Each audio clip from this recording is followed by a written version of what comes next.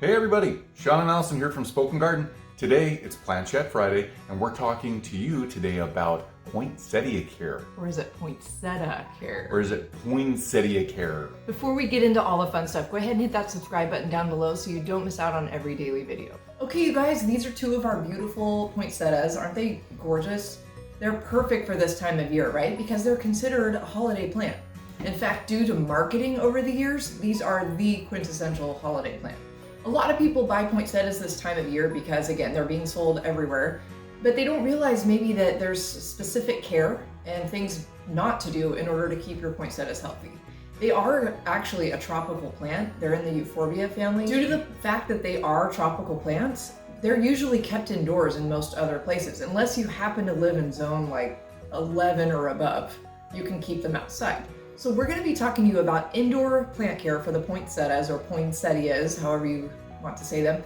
And we'll be talking about some tips and tricks on how to keep them healthy and happy through this holiday season and maybe beyond. So as Allison said, these are considered tropical plants. They're native to Mexico, which is super cool. I'm gonna take these out of this pot here and I'm gonna show you, if you can get right up here, turn this to the side. The actual true flower of these plants are these little yellow guys, these little greenish yellow flowers on the tops of each one of these stems. Those are the actual flowers of the plant, the true flowers. The color you see up here is actually considered colored bracts, or what they really are is they're modified leaves. And you can see they have a midrib, they've got their side ribs coming off, their venation for the leaves themselves as a typical leaf would, but they're colored, and so they call them colored bracts for the poinsettia. So because this is where the color is seen on these plants, people incorrectly think that this is actually the flower of the plant when it's really not. These are just modified leaves. Now, as you can also see, if I turn both of these this way, one plant has solid red bracts. The other plant's got a speckled, or what they call a variegated type of bract.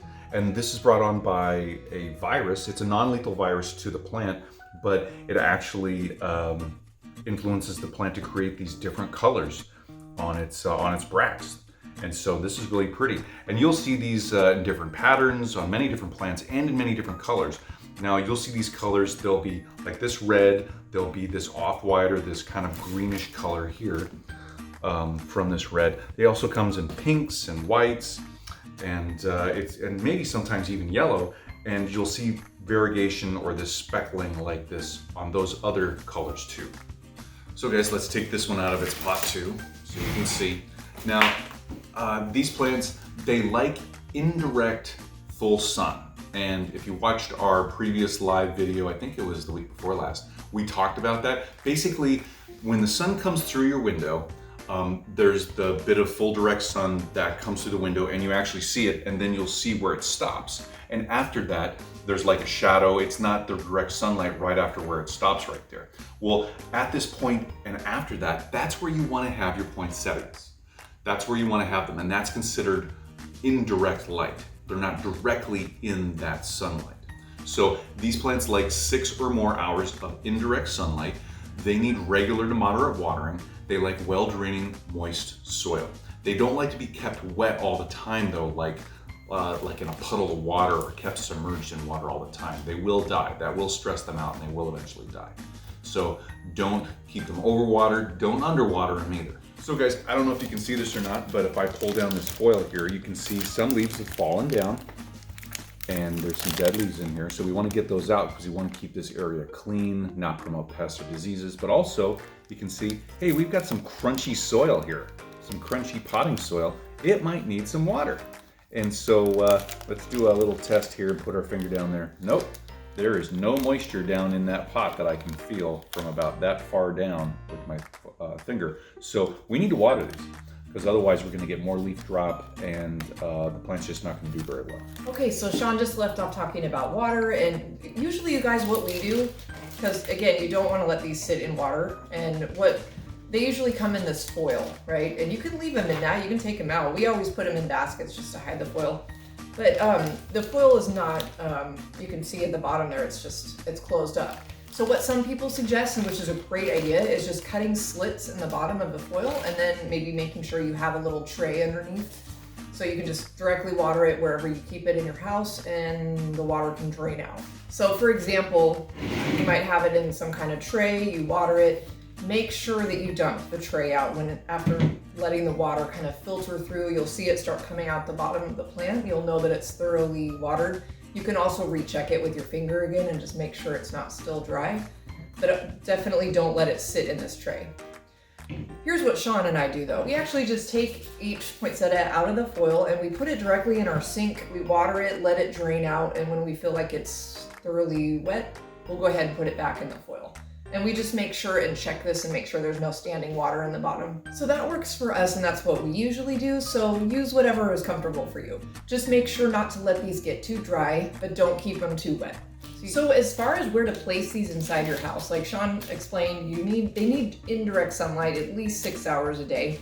But if you have these up by a window, make sure that the leaves, the bracts do not touch the glass, because that could really harm them and cause them to fall off and could hurt the entire plant. So in addition to not letting them touch cold windows because of the temperature, make sure and keep them away from drafts, and that could be hot or cold drafts. You don't want to place these near like a fireplace. That might be too hot and too dry.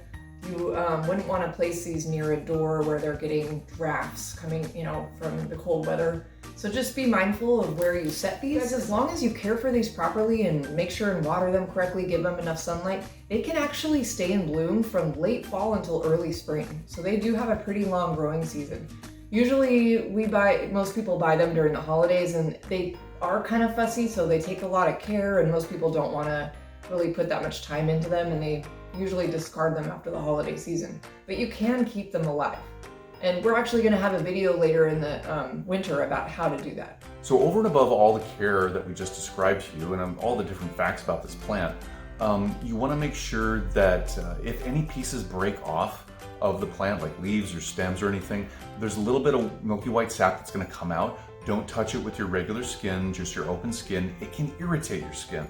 Wear gloves or just don't touch it at all. Try and handle it without touching it. Yeah, overall, they're a beautiful holiday plant. Just care for them and give them what they need, and they'll keep blooming for months on end. So guys, leave us your comments and questions down below. We love hearing from you. Give us that thumbs up, let us know we're doing a good job, and subscribe to our channel so you get updates on our latest videos. We'll be back tomorrow with our next garden care video, so come on by to see what we're up to, and thank you for watching, everybody. Thanks, everybody. Bye, everybody. Have a great day.